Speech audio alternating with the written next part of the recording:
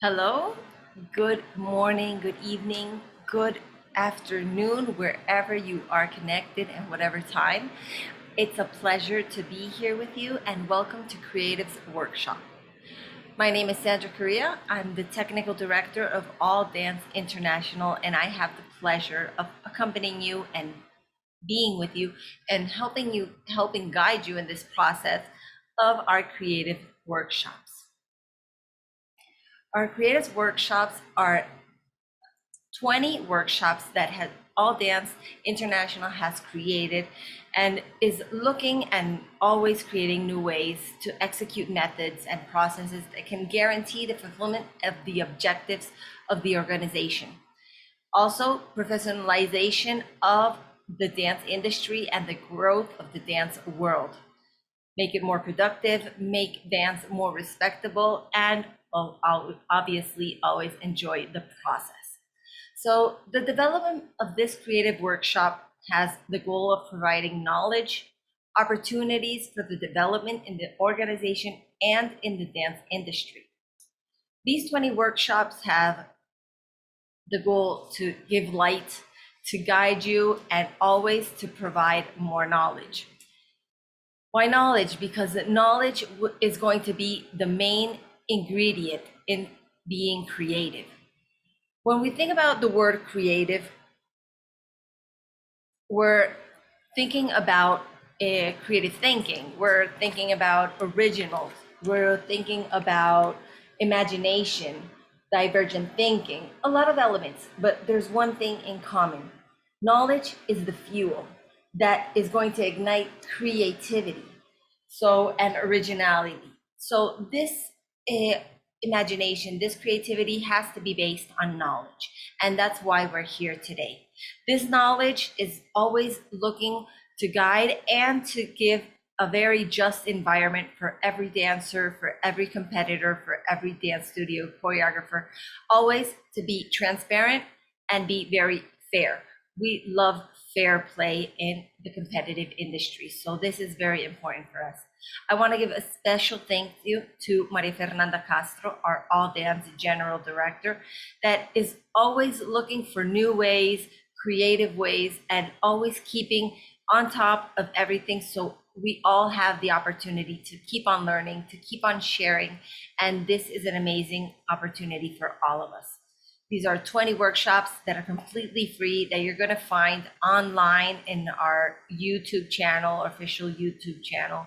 And well, here are all our dates so you can keep posted and always be on top of everything. We have already had some, so if you haven't had the opportunity to see them, I really highly recommend, especially our first workshop, that's rules update. There's some information, a lot of information, important information that we are not going to see today. Today, we are going to go straight to an important topic that we did not touch the first day. So they're all going to complement each other, but especially the first workshop is going to complement all of the other categories and all the other workshops. So remember, this is Panama Hour. So we'll see you throughout this whole week, throughout the whole month, and until April 25th. So I hope to see you all. Stay tuned. And without further ado, let's start with the topic we are going to be here talking about and knowing and having every aspect of All Dance Open. All Dance Open is one of our 45 different modalities that is part of our 28 different techniques that is part of what gives us that name, All Dance. So all of these 24 techniques, all these 45 different modalities have different characteristics and have different guidelines. So here we're going to find and we're going to learn about the guidelines that compose All Dance Open.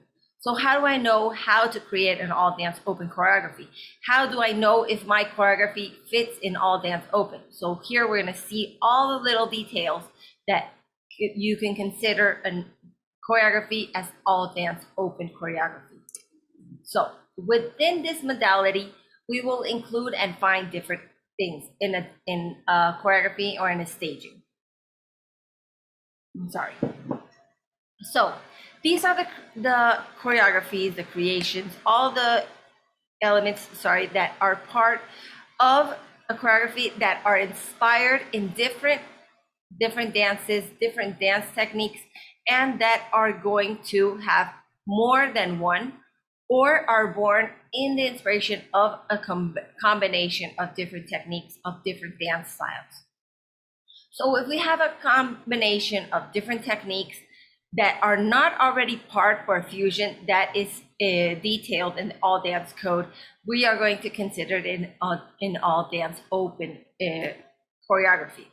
So in order to know if my choreography is all dance open, I also have to revise and see the other different categories and modalities we have in All Dance International to see if the fusion I am presenting is not already detailed, because some dances, well, dance is a living being, actually. It's like humanity, it's always growing, always evolution. It has in continual evolution as the music, and this is not an exception. So this, a lot of different dances are born, but some of the dances are our own creation, and that is not a problem. That's great because, well, you're creative people. We are artists, and that's why we're here. So you can create any performance, any type of combination you want. The important part is to have the knowledge where I should be inscribed. Where is that choreography going to be best viewed and best evaluated, have the most fair shot at actually being very appreciated where I am dancing it. So here, what does this mean? What I was talking about. We have more than 40 different techniques, 24 different techniques, more than 40 different modalities. In these modalities, there are some modalities that are already a fusion of different dances because that's how they were born. That's how new dances are born continuously. And, well, who says what you are fusion always already exists, or maybe it doesn't, and maybe in the future it will exist as a normal fusion that we see. For example, these are all the ones we have. I'm just going to grab one that is a based fusion. Like, for example, contemporary ballet. How is contemporary ballet born? Well, contemporary ballet is a fusion of ballet technique when we incorporate contemporary dance movements inside this ballet technique. Same as jazz, we have different styles of jazz. They are born by the inspiration of other dances that come into play with the jazz technique. So we have Latin jazz, Latin dances fused with jazz technique. So if that's one of the fusions that we are going to propose, well, then it is not going to be considered all dance open. It's going to be considered a Latin jazz, right? The same as contemporary ballet or whatever fusion that is already existing in the organic code of All Dance International. But sometimes we can do different fusion. I can fuse the Latin dances with jazz and create one choreography that combines both. But I can also create a choreography that uses Latin dances and uses jazz, but does not fuse them together in the dance steps, but in the performance it does. For example, I have a choreography that lasts 2 minutes. 1 minute is going to be Latin dances, completely technical about Latin dances. The other minute is going to be strictly and only jazz dance. Well, here, we're not going to see a Latin jazz performance because we're seeing Latin and we're seeing jazz. So that would be in All Dance Open. And the same applies for every other fusion or technique. But let's say we're going to combine ballet and tap, right? That is not a technique that already exists, nor in ballet, nor in tap. Let's say we're doing the tap on point shoes. So this is going to be an element that's new. It's a new creation for everybody, and it's a performance special that you created, that you designed, that you did the fusion different from what the standards are and what we normally see. So this would be considered an all dance open. Okay, so that's the idea, general idea. So in All Dance Open, it has a very large space. It's about creativity. It's about all the new elements that we are going to come and bring to our performance and have that unique aspect of these performances. So in All Dance Open, we're going to find, as the name says, and as we've seen, a whole variety of different performances.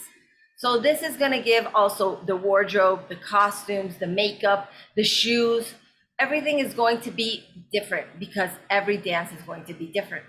This means I can use any shoes, any costume that goes in accordance and helps my performance of the different styles I'm doing or performing.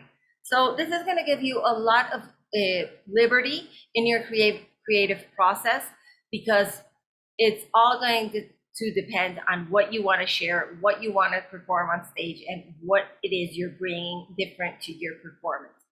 One thing that is necessary, dance competition, we want to see dance. At least 60% of the performance should be dance.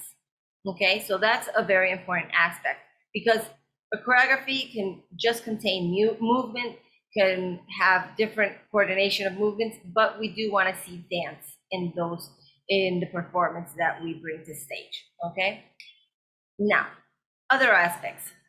We have an important part of our philosophy is obviously the growth of the dance industry, and this includes the respect for our colleagues, for choreographers, for all those who came before us. And sometimes we are inspired by that, and that is perfectly normal, natural, and also part of what helps the development of the dance industry. Now, that said, it is also important to respect that creative process of those who came before us. So one thing is to inspire ourselves, and the other thing is to copy. So here, plagiarism, and that is going to be a very important thing that we are going to be looking for. That does not happen. But in All Dance Open, since we can find a lot of different elements and a lot of different dances, sometimes the music or what we're trying to say and what we're trying to communicate, it has a very strong impact in what socially we already have some social conventions or some steps that are very particular to a music, to an artist, to a dance. So if it at least is more than 55%, 55 or more percent our own creation, that is okay. 45% of this performance can be inspired and used some elements that are already, let's say, arranged or known in this category, in this modality. Oh, so keep an eye out on that. I'm talking about in All Dance Open specifically. So this, at the moment of your registration, it is important to tell us what you are dancing. What dances are you putting together in this performance? Let's say I'm putting Latin dances, jazz, and let's say, I don't know, hip hop. Or I'm putting in my performance ethnic dances, jazz, and I'm also going to be performing in, let's say, Spanish dances. So we're going to bring together different elements of different techniques. So if it's 2, if it's 3, we'll specify in our registration what are those techniques I'm using. This also helps sometimes even ourselves. When we have to put it in writing, when we have to decide what are the techniques I'm using, well, it's also going to help say, okay, so it's here, or no, that fusion already exists. How is it going to be viewed when I perform it? So that's going to help and give us light on what we're actually doing and how it's going to be perceived when put on stage. So these are elements that are going to help guide you and also help guide the judges when they're seeing the performance to be able to see where you came from and where that context and idea, where it was born and where it came from. So that's going to be a good guide and going to shed some light on the story or whatever it is we're seeing. Maybe a timeline, maybe a character, maybe some elements that will help enjoy even more the choreography when we're watching it. So this is going to be an element that's going to help you and is going to help the judging panel as well. So basically, these are the particular elements that I would say we consider a choreography all dance open. As you can see, it's not a specific technique, it's not a specific dance. It's the possibility, it's an open possibility. It gives you a whole range of liberty in creating those performances. Because doesn't mean if we're ballet dancers, we have to stick to the ballet as we know it and we can't create anything out of it. Of course, you can go out of the box, you can go and create your own element, but we do have to respect what is ballet, where it came from, how is the history of that dance. And here we are using that history, but we're feeding it out of other things, other places, out of my imagination, and that's perfectly fine. But we cannot say that is classical ballet because we're taking new things into account. The same for jazz, the same for ethnic dances. The idea is to respect the dance and all the history we have of dance and create new styles, create new performances, be original, be creative, be your own, express yourself through movement the way you wish to, okay? So that's why we have here, and we've created this category, all dance open, for everybody, for all the performances, choreographers, every creative process. Now, when we're creating these performances, these choreographies, well, one of the main elements we're using to create are dancers. Without dancers, we do not have dance, right? So these dancers have a different process, have different times they've been training, have this different, let's say, abilities, and that is going to also influence how fast they learn, what level they get up to, and that's why we have designed our different dance levels in All Dance International. These levels are not specifically age-based, but do have an age range that they can apply. For example, we have 4 basic levels. That would be new all dancers, student level, pre-professional, and professional level. We also have some open levels that combine different level of dancers in the same performance. Now, new all dancers will be dancers from 4 years old to 14 years old. I know when we're 15, we can just start dancing, 17, we can just start dancing, but we also have some process, some development and in our bodies, in our knowledge and our dominion of our bodies. We already know left from right, we already have spatial awareness, we have other elements that will help us to have a faster learning process. Now, when we are 4 years old, well, of course, we're just beginners in dance. When we're 10, we can just be beginning. So here are the new all dancers that are beginners. So how do I know if a dancer is a beginner dancer or just maybe a student level dancer?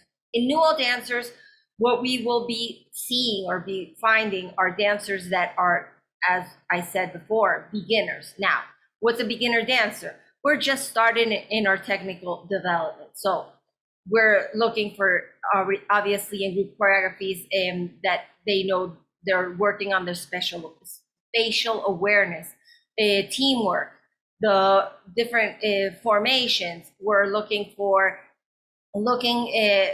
coordination, working on their expressive process. But we know that the technical level is not going to be very advanced yet. So they're probably not turning yet. And if they're turning, they're just doing simple turns. So here we do not want to see doubles, triples, effletes. Here is for those basic choreographies that are just starting out.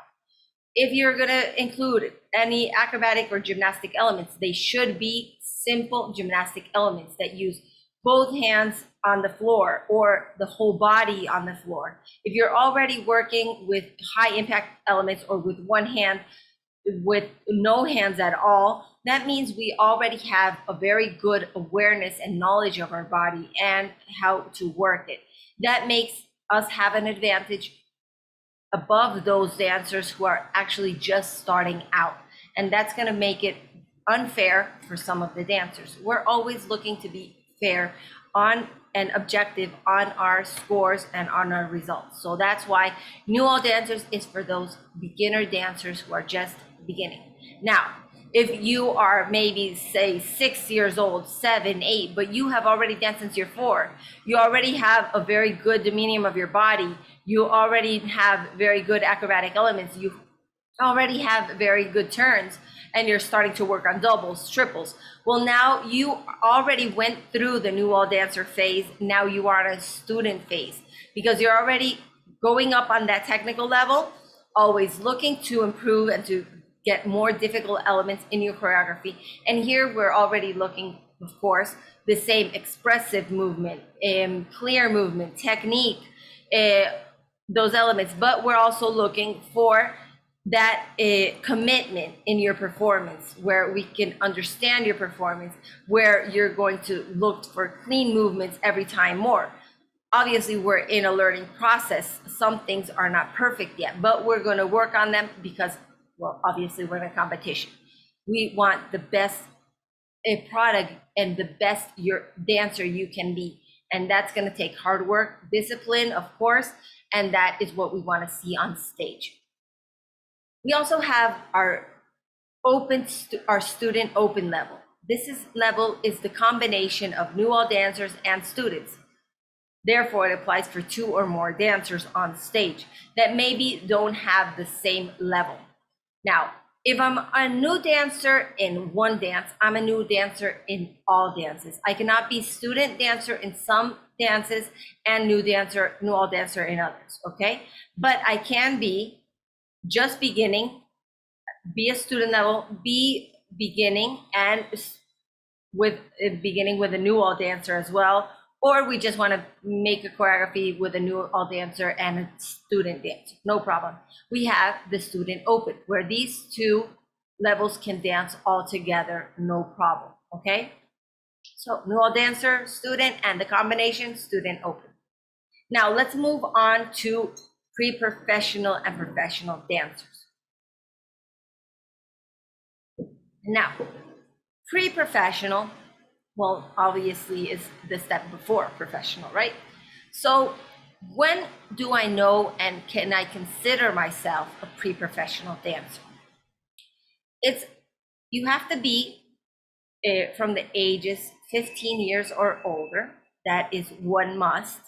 If you are a 10-year-old, 12-year-old, you can be an advanced student, but not yet consider yourself as a pre-professional, okay? Now, what we're looking in these pre-professional dancers, you already have a very, very good awareness of your body, of your technique, and are looking and starting that professional process as a dancer. So these may be dancers that are student teachers, are helping your teacher in some aspects in class, be the principal dancer in performances, maybe be part of a dance of a dance group, a professional dance group, and maybe be underage still. So these elements are going to be elements that are going to be considered and consider you as a pre-professional dancer. We cannot be pre-professional dancers, let's say this year in ballet and next year be student dancers. Once you start being a pre-professional dancer, you can go up, always go up, but we can't go back to being student dancers, okay? Your body already has the knowledge, and the idea is always to go and move forward. What happens if I'm a 16-year-old dancer? I'm a student because I do not teach, I do not choreograph, I'm not part of a company, but I know I'm a very advanced dancer, or my choreographer knows I'm a very advanced dancer and wants to push me a little harder and see where I can be and say, I know I can go up against the pre-professional because I'm a very advanced dancer. I've been dancing a lot of years, competing, and I have that security. You can voluntarily say, I want, and I'm starting, and I want to consider myself a pre-professional dancer. That is okay. You can choose, or you can stay in student level. When you do apply to the criteria as a pre-professional dancer, you cannot dance as a student dancer. It would not be fair for other students that don't have that process yet. And we're looking for, obviously, clean technique. We're going to be, of course, a lot more detailed on and critic about your work, because we know how good you are. Professional dancers, we're going to be looking for that same cleanness of technique, the dominium, good musical ear, good spatial awareness, teamwork, synchronization, all those details. Now, when do I know I should dance in a professional level?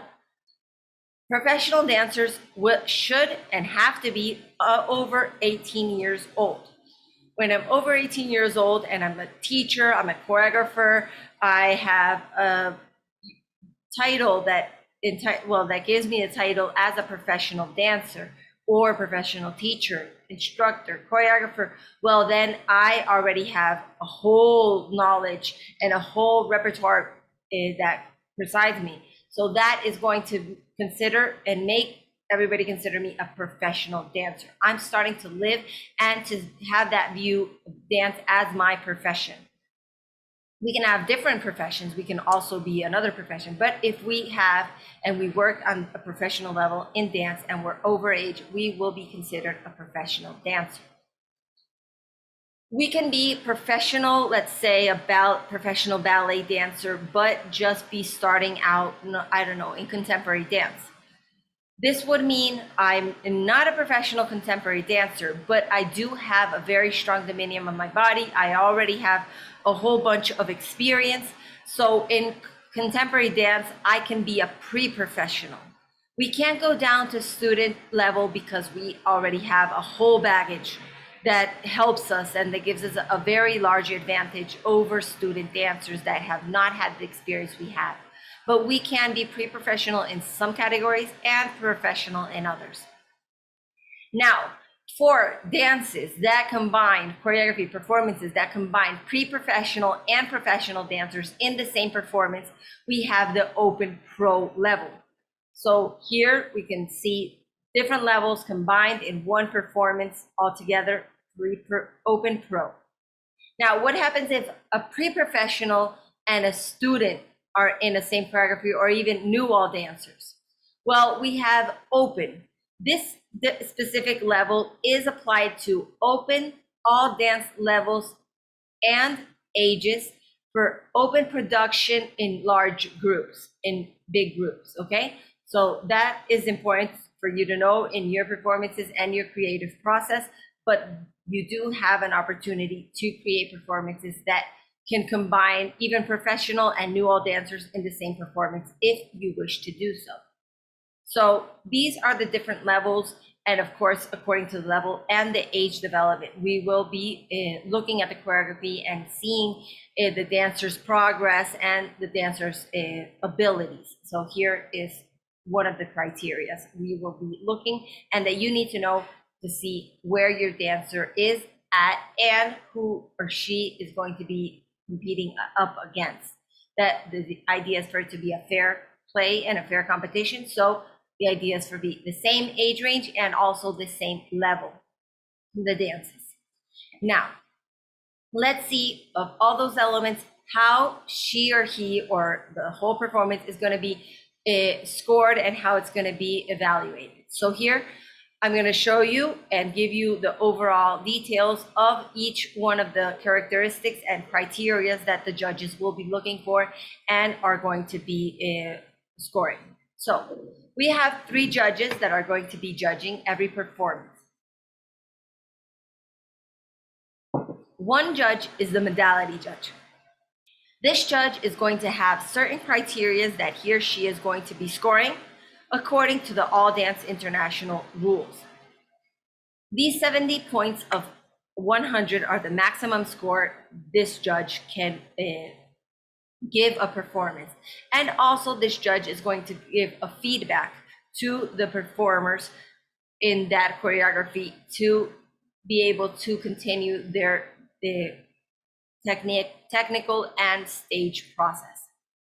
Now, we also have our complementary judge. The complementary judge can give a maximum of 30 points in each scoring process of each choreography. These 30 points will complete with the other 70, the maximum of 100 points. and has also specific criteria he or she is going to be looking for according to all dance rules. Now, our third judge is our deductions judge. This judge is not going to be particularly giving points, but actually seeing that all and verifying that all the legal and all the details in our rules are respected, are applied, and some other details in each performance. We're going to go over each one of these criteria that they will be looking for, your possible criteria for deductions so you know how to avoid them, and the criteria that will give you more points and scores so you can have them clear and work on them. Now, on this, each criteria has different maximum scores that can achieve or can be given. They're all based on, one is the average score. The average we're looking for, that's, let's say, like the minimum, what would be at least normal to see on stage. There's an average score. We're also going to see above average, those elements that give it we always can go up. That's what it's expected. We can always have more, give more than is expected from us, from each criteria, of course. But we can also have the low average. Some criteria we still have to keep on working and have some elements that may be not still to what is expected in that specific level, in that category, and in that criteria. So having that in mind, okay? Now, let's see the criteria from what we're going to be based. You can see the criteria, and to the right side, we can see the points. Those are the maximum points that can be given in that specific criteria. That would be the above average, of course. But we have these criteria, and we can be very aware that each one is going to be evaluated and scored. Now, for the specific technique, we're going to be looking at the correct modality and technical level. That would be a maximum together, put together, 20 points. Now, the correct modality would be the modality that applies correctly to what you are registered and dancing. So that was the part that we were talking about at the beginning. What does my choreography have to be considered all dance open? So those are the elements we need to keep in mind. So if I have a choreography that has a fusion of 2 or more dances that are not already applied and exist in one of our modalities, well, then it would be an all dance open. Okay, so that's very important to keep in mind. Technical level, the technical level of the dancers and the choreography that they're performing. Execution, we have in execution these 2 criteria, each one having 5 points that can be given.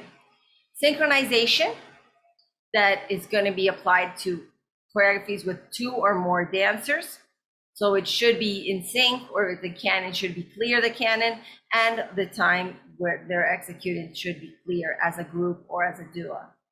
Skill, the skills they have in their performance, how they're using these elements in the choreography, and the skill they have as a dancer.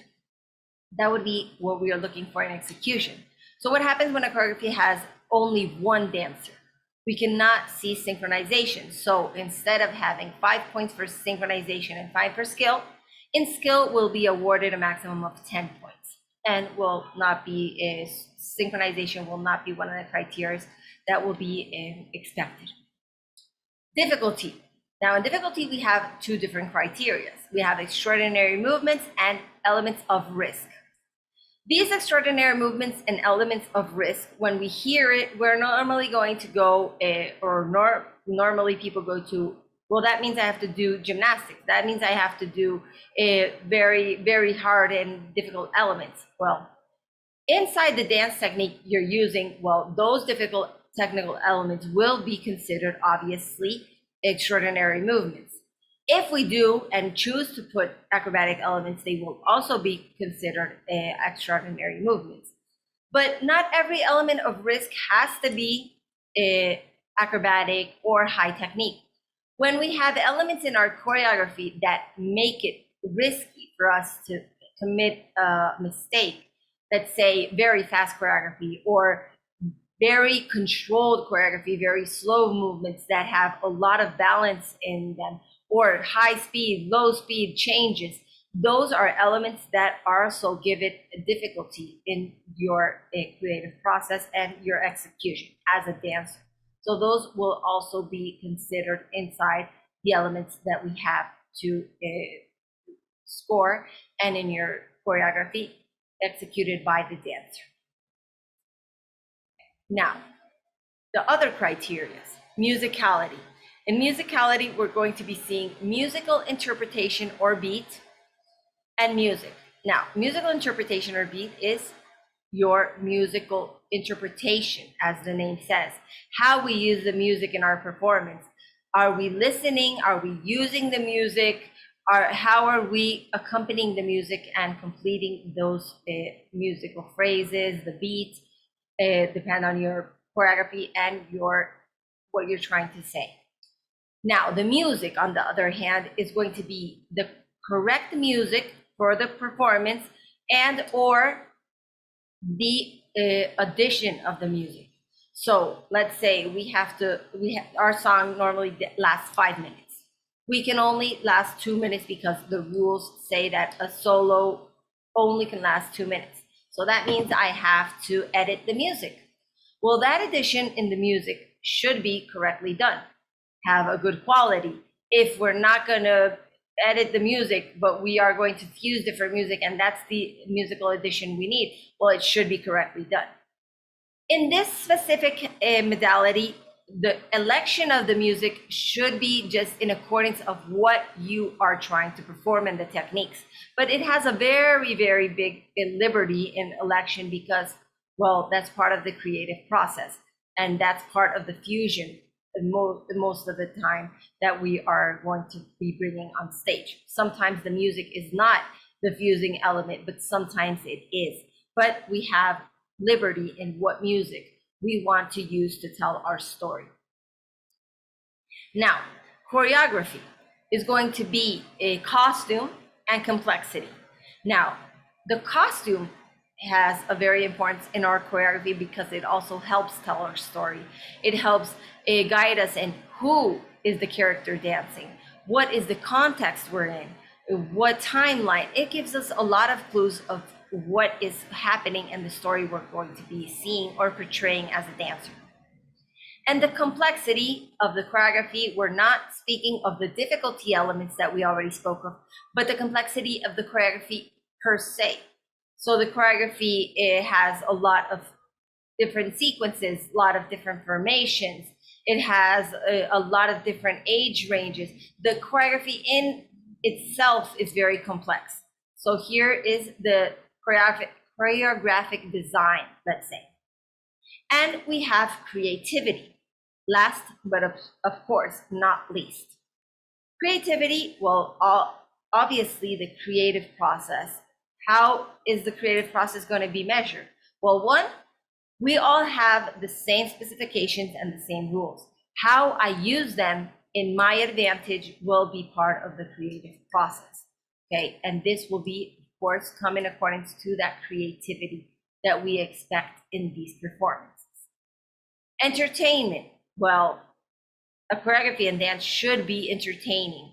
It should be fun or emotional, let's say, to watch. It should connect with the audience. It should have a personal involvement of the dancer. So how he or she, or how they communicate, how they make that connection with the audience, and how they enjoy their performance, and we can visually see that and connect with them. Well, that is going to be taken in hand in accordance to this specific criteria. So those are the elements that can be in total 70 points for this modality judge. Okay, so when we know what they are looking for, we also know what is expected of us and what we can work on. Okay. Now, we have the second judge. We have our complementary judge. The complementary judge, oh, sorry, before we go to complementary judge, there is an important detail that modality judge is looking for. The original process. Remember, we were talking about earlier about the intellectual property and these choreographic prior knowledge we have. Well, this, remember, here in All Dance Open, we do have a liberty at using a maximum of 45% of these elements. But if we copy the complete choreography, if we are not original, if we just take a choreography that was performed or created by somebody else, and we're taking credit for that choreography and that performance, well, then that will be plagiarism, and we'll have a deduction in intellectual property that we'll see a little bit earlier when we see deductions. But that is one of the criteria that the modality judge is going to be looking for if it occurs. I hope not. And if you're here watching, is because you want to be better in that creative process and want to be an original. So we're not going to copy, inspire, take some elements that might add to my character, but we are going to be creative and original. Now, let's move on. Now, yes, to our complementary judge. Now, the complementary judge has different and specific criteria he or she is going to be looking for. These criteria are space use and image. How are we going to divide them? Space use is going to be divided in 4 different criteria. Space, formation, levels, and transitions. Our space being how we use the space, and if we use the whole space, not if it's full necessarily, because if we have a choreography with 50 dancers, 40 dancers, the stage is going to look full. That, of course, no other way if we have so many dancers on stage. But are we using the space? Are we doing different movements in the space, or are we always in the same spot, right? So how we use that space, if it's just one dancer, they have to use the whole stage, not just be in one point of the stage. So that's going to be what we're looking for. Formations, this applies to 2 or more dancers. When we are just one dancer, this formation is going to be applied to this use of space. Now, the formations, are we changing formations? Are we doing different formations, or are we always in the same place as a group or as a duet? So how are we doing different formations, figures, different abstract elements in our choreography? Levels, how we use the levels. We have low, medium, and high levels in our movements. So how do we use these 3 levels and how we incorporate it in our performance? And of course, transitions. Well, we have to use the space and we have to do different formations, but we have to move to get there, right?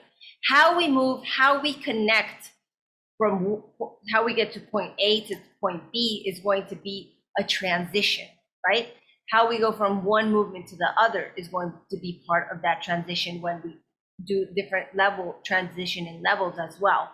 So how are we doing that? Are we just walking? Are we running?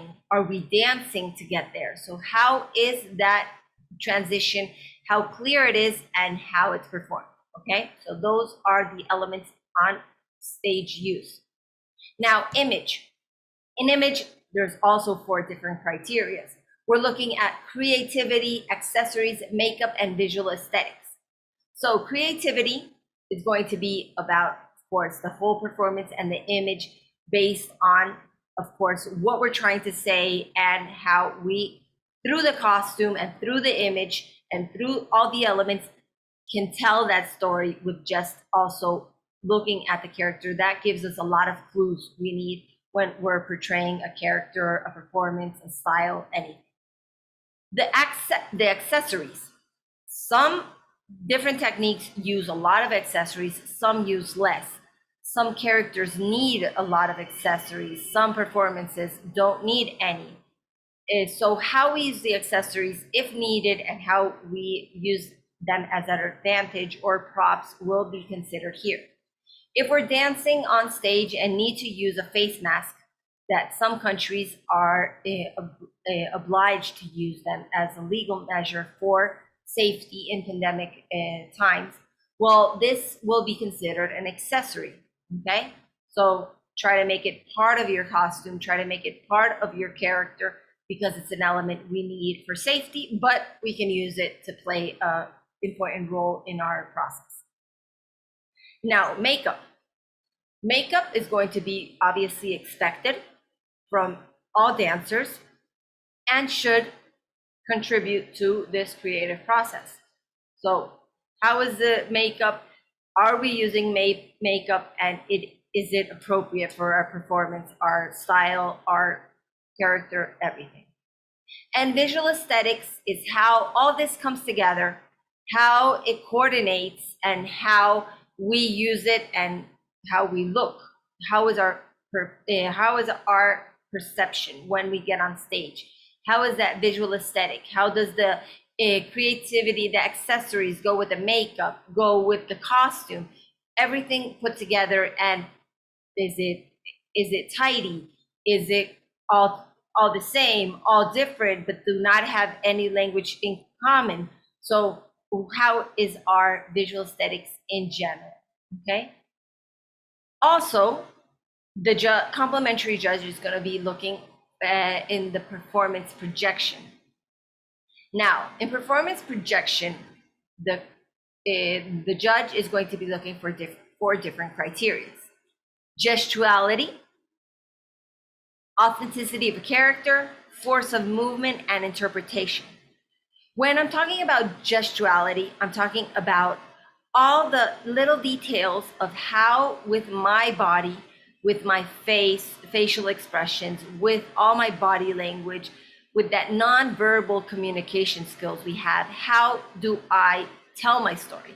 How do I connect with the public? So all that is going to come in place. When we have a facial mask on, of course, we are not going to have our lips to be able to show that gesture, but we do have our eyes, and we do have all our body language, and all the dancers have the same requirements. So we're going to grab and we're going to use all those other elements we have to tell the story and to be able to be gestural. Authenticity of character. What it is we're trying to say, what it is our story or choreography is based. Do I see clearly this character? Am I portraying it correctly? Let's say we're all the music and the costume are from, let's say, a Spanish environment or time, but all the movements I'm doing are hip hop. Maybe that character isn't very clear, right? So, but if it is a fusion and that's the idea, we'll try to make it very clear and for the character to portray that very clearly. So we don't have a mixture. Or for example, the music is Spanish, the dress is urban, but let's say the costume is, let's say, I don't know, samba. So it doesn't have anything in common. And in the choreography, they do not put it together in any way.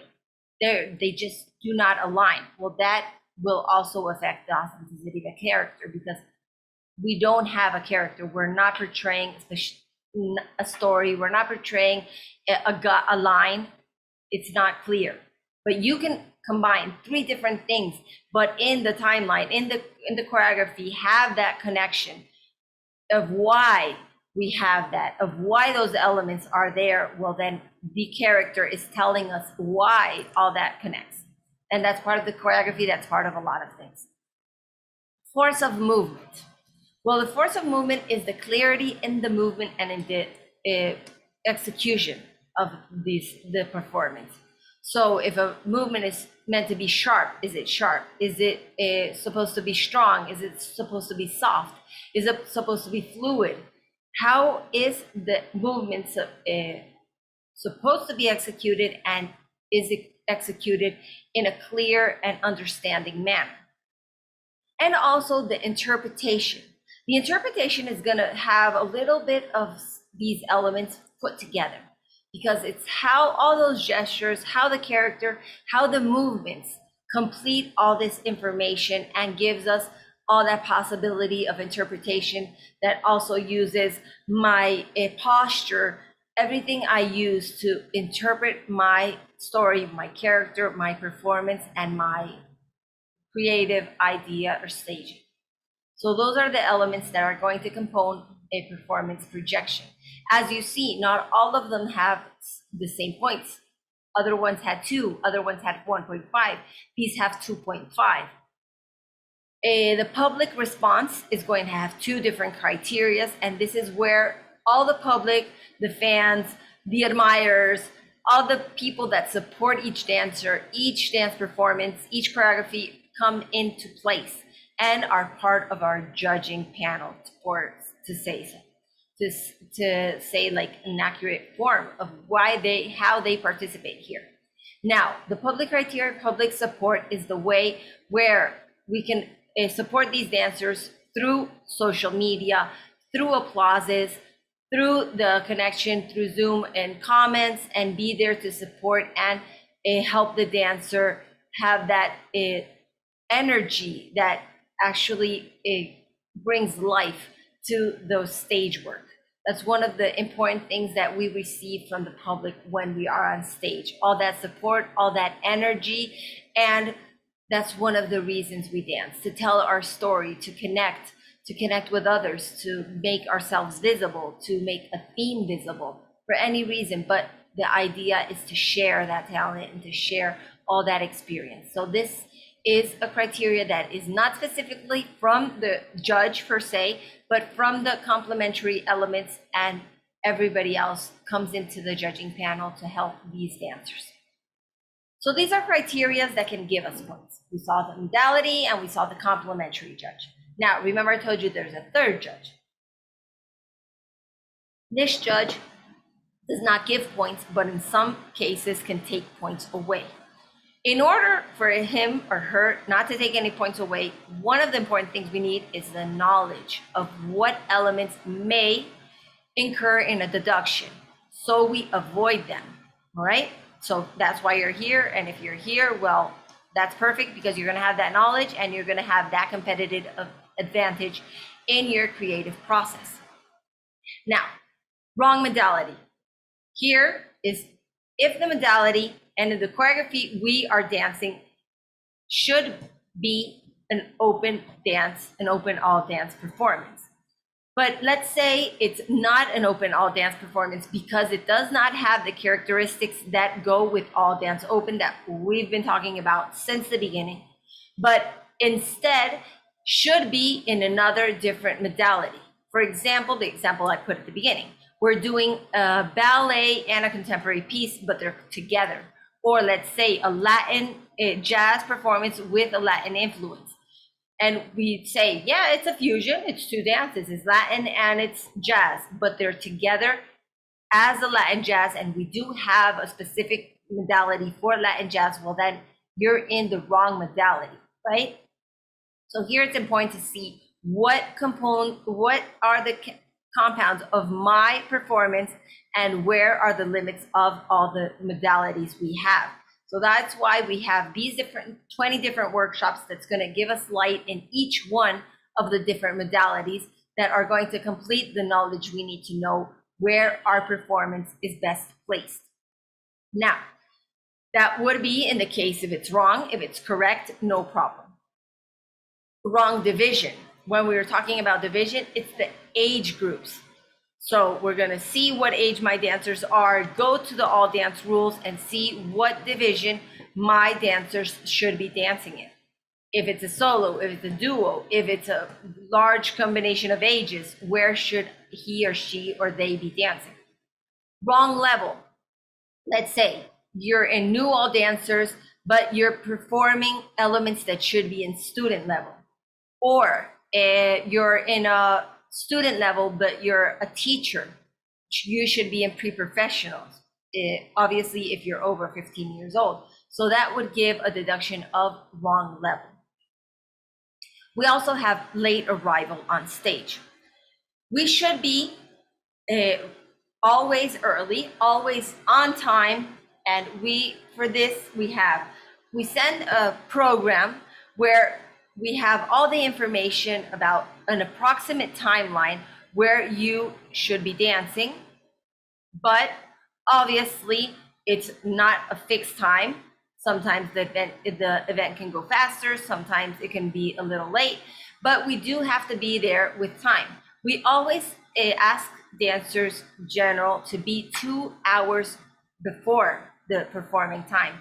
With these 2 hours before gives us a lot of time to be ready, to see if the event is going ahead of time, going late. How is the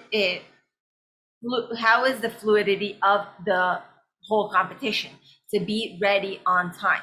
So if we're late, we're not backstage when we're supposed to. Maybe we're already at the event, but we do not go backstage. We don't know what number performance they're in, or we didn't get there on time. Well, then that will be a late arrival to stage. Okay, so be there early, be there, and be very aware of what choreography is going next, who's dancing, where I dance, and if I do not have time to change, I should look at the program when it is sent to me to see if my dancers have enough time to change, and also if all the information in the program is correct. So that's important for us. When we receive it, check if all the information is correct, and if not, if we have some inconvenience with any of the order or any of the elements, well, communicate that and we can have it arranged, okay? Okay, so we also have false routine start. That means when the dancer moves, the choreography starts. If he or she stops because, I don't know, the music, he didn't recognize it, or they didn't recognize it, or they made a mistake and stopped, they cannot start over. So this will have a false routine start. If they stop and have to restart the choreography, well, this will have a deduction, okay? So just rehearse that if the music sound and I move, that's where my choreography started, okay? Forbidden elements. Here, we are considering the elements that are going to be have an issue, maybe of safety for these dancers or other dancers that are going to be performing on stage.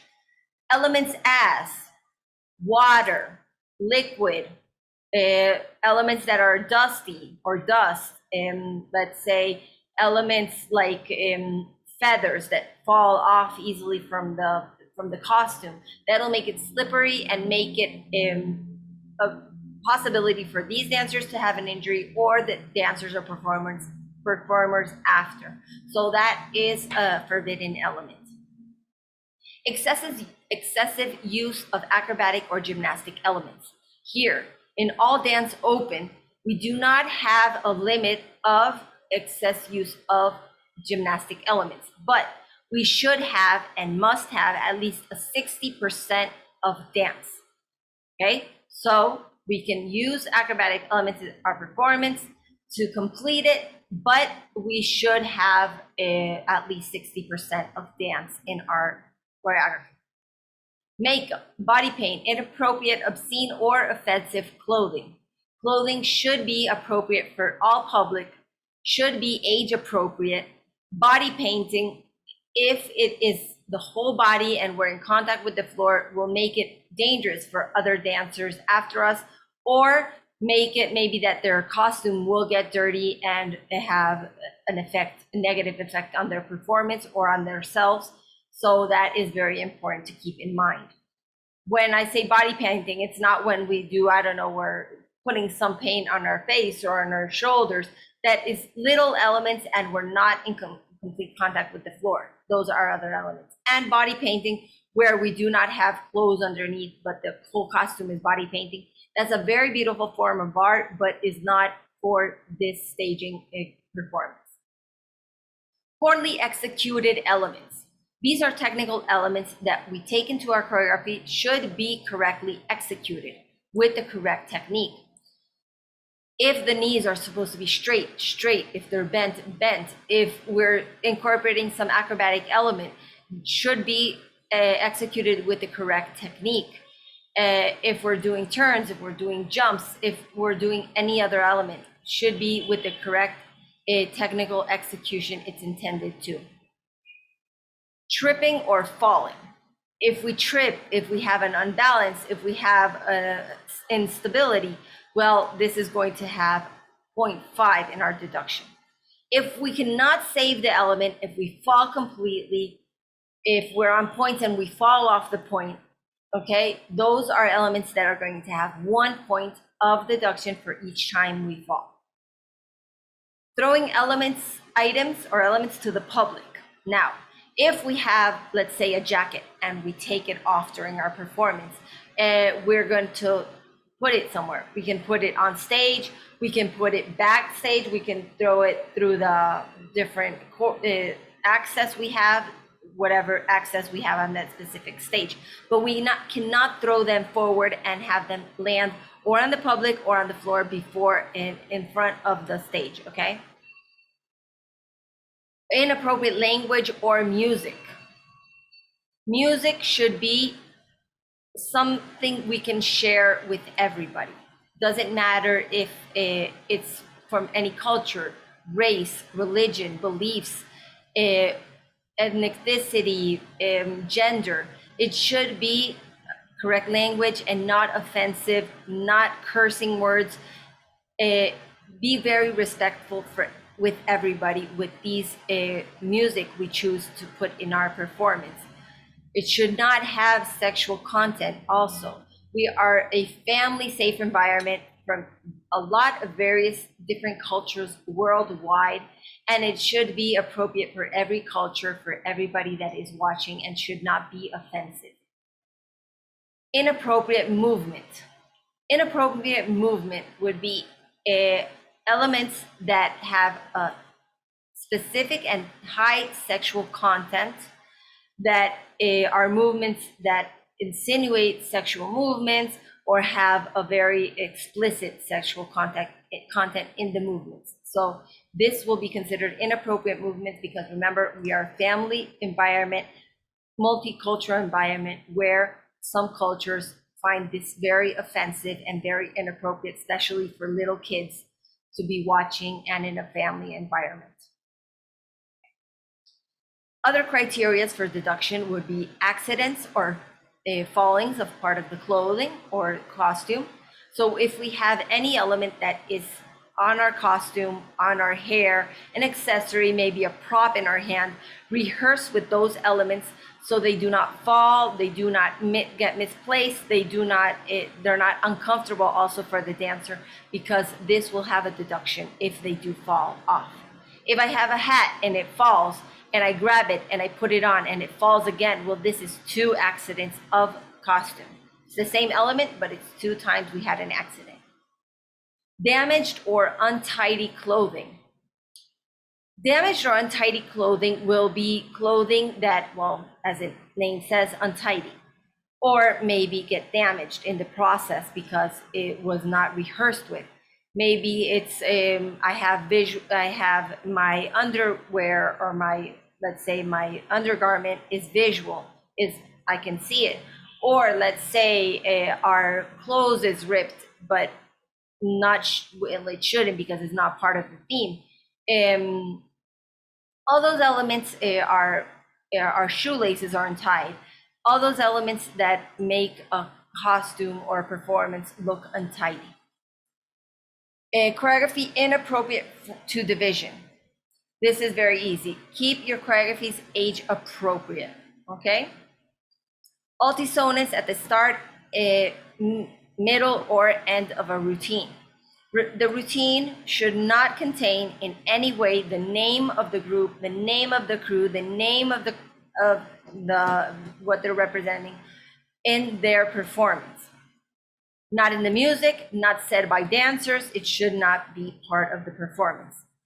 Another thing, at the beginning or end, we should not try to, let's say, incite the public to cheer for us, to get all hyped and excited, because that would give an advantage for this performance in the other performance. You want the public to scream, to be with you, to be all excited with you. Well, that's what you have to do through dance. How can I, through dance, through my communication, make the public be connected with me and enjoy this performance? Okay. Left elements on stage. When we use elements in our choreography, accessories, part of the costume, accessories, whatever we use, we should take those elements off stage when we leave the stage. So whatever we bring on stage, we should take off stage with us. Say because I put it on the floor or because maybe it fell. So all the elements I brought into stage should leave with me, okay? If not, well, then it will have a deduction because we are not being respectful of the space that's going to be used by other performers. Fans. Use of scenery. The use of scenery, what we consider scenery will be elements that are put on stage to be decorative. So we do not need decoration in order to tell our story. That's why we have music, why we have the costume, why we have the choreography, the expression. All the choreography should be able to communicate what we need without having things placed just as a decoration, okay? If we're using an element that is part of our choreography that could be considered scenery, it should be part of the performance, at least in a 30% of the performance. That means if we brought a chair on stage because we started sitting down, but we use it, let's say 2 counts, 3 counts, just 8 counts, and we stand up and never use it again, we are not using it as a prop.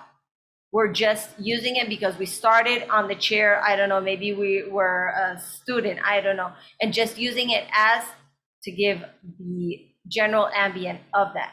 So we should make it part of our choreography if we are going to put it on stage. Fans or public obstructing the judgment. Now, our public should be also respectful of the work that they are seeing and the performers perform.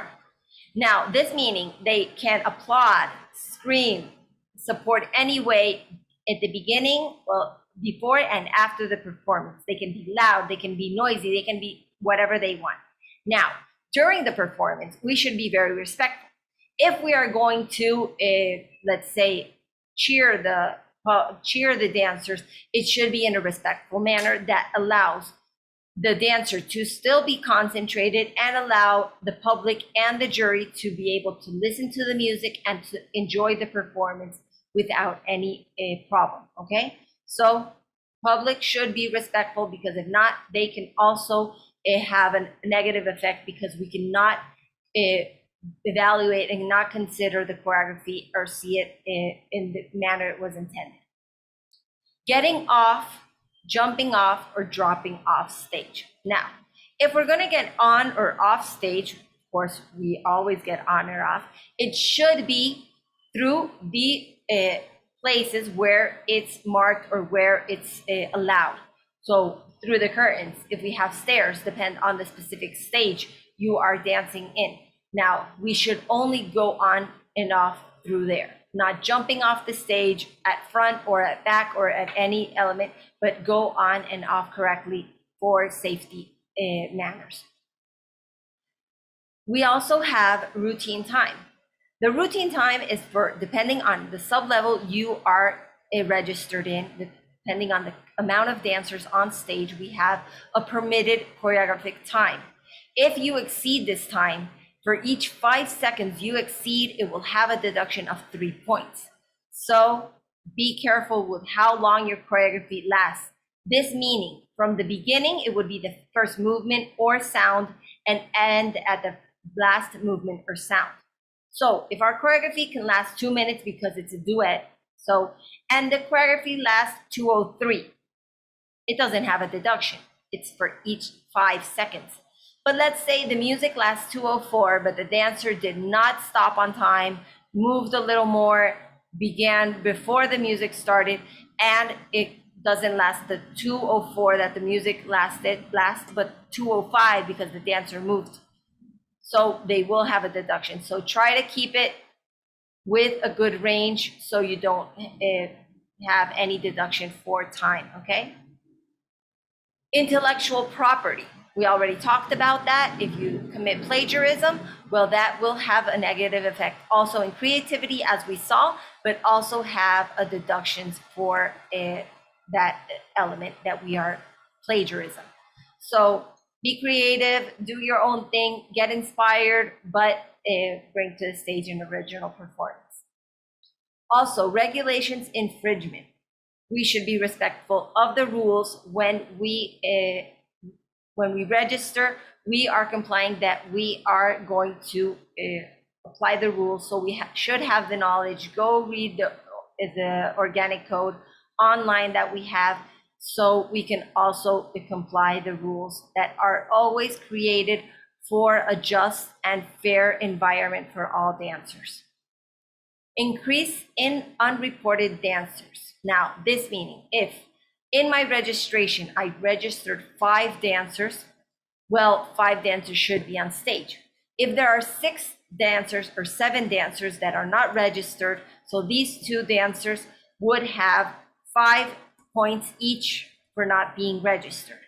Now, in the registration, let's say let's be the best case scenario, there was a mistake. Remember, I told you in the registration, when we send the program, check that all the information is correct. We double check, but we're human, of course.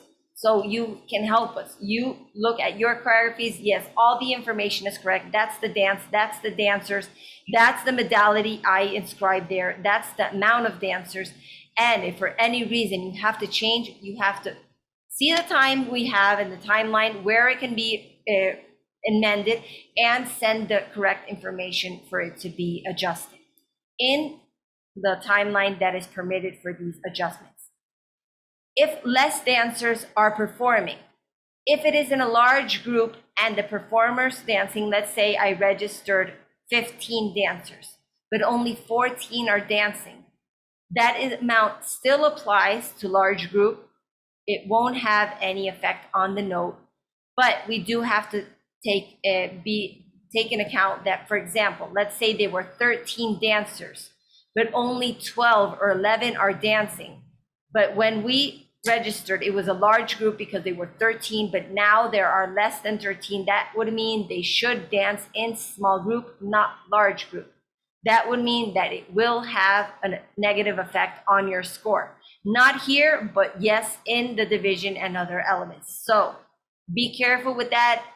Tell us on time so that can be adjusted and the correct information can be reported on time to help look for a solution, because sometimes it's not something you chose, but something of a force that had to be done that way. And we're always here to help, but we do have to have the information on time to do so. So those are the elements that will have a negative effect, and we already saw the ones that will have a very good impact and good effect on your scores. Here, the deductions looked at, we can see that most of them can be foreseen. They can be taken in account in our creative process of creating these competitive choreographies. So just keep them in mind, have them always there, reread them, check your choreographies that they do apply to the rules, that they do not have any infringement, and it's very easy to avoid these deductions. And remember, all our regulations are there for fair play, for every dancer to have a fair and just opportunity in the competition, and that will make the process and the competition more enjoyable for everybody, and actually, as intended, a growth element in the process of the dancers, so we can grow through each experience and have it be a very good experience by learning, not necessarily because we win, because we are in always learning process and growing. But if that helps us grow, that's already a positive impact in the dancers. So that will be a positive experience for them. They have the opportunity to share, to learn, to be on stage, to express what they have to express. And that's the idea, to enjoy dance. Here, we saw the elements for All Dance Open, our specific modality where we can see fusions, different elements. If you want to re-watch this, if you want to watch all our other the workshops that we have in this creative workshops that are 20, well, you can go to YouTube on our official All Dance International channel and watch the ones that have already happened, and stay tuned for the ones that are not yet to come. But we do have all the dates here for you. Remember, it's in Panama time. We expect to see you. We have different judges and different part of the staff that will be accompanying us in these workshops. Tomorrow we have all dance is Spanish dances. So we're gonna have a very special guest being with us. So I expect to see you. If you're watching through YouTube, remember to comment, like, and if you have any questions, we can guide you. We can help you in this process. We are more than welcome to do so. And welcome to All Dance. I'm very happy to share this process with you. I say goodbye. I'm Sandra Correa, Technical Director of All Dance International.